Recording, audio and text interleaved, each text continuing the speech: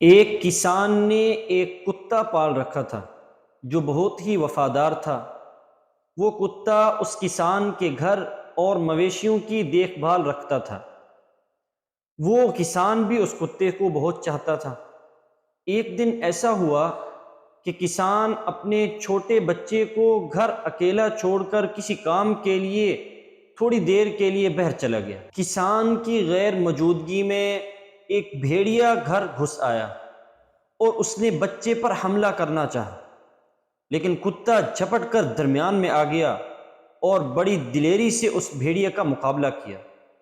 خود تو لہو لہان ہو گیا، لیکن اس بھیڑیے کو جان سے مار کر دم لیا۔ تھوڑی دیر بعد کسان گھر میں داخل ہوا اور باہر بیٹھے کتے کے منہ پر خون دیکھ کر اسے یہ خیال آیا کہ شاید میری عدم موجودگی میں کتے نے بچے پر حملہ کر کے اس کو کھا لیا ہے۔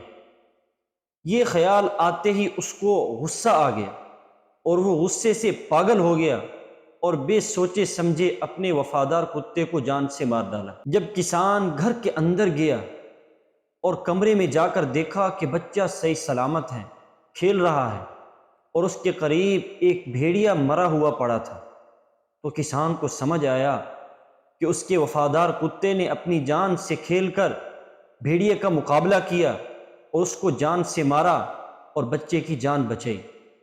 تب کسان کو اپنے وفادار کتے کو جان سے مار دینے پر افسوس ہونے لگا، لیکن اب افسوس کا کیا فائدہ، جو ہونا تھا وہ ہو چکا تھا۔ جی تو معزز ناظرین، اس کہانی سے ہمیں سبق ملتا ہے کہ کسی بھی کام کو بے سوچے سمجھے نہیں کرنا چاہیے۔ جلد بازی کا انجام کبھی اچھا نہیں ہوتا، کیونکہ جلد بازی شیطان کی طرف سے ہوتی ہے۔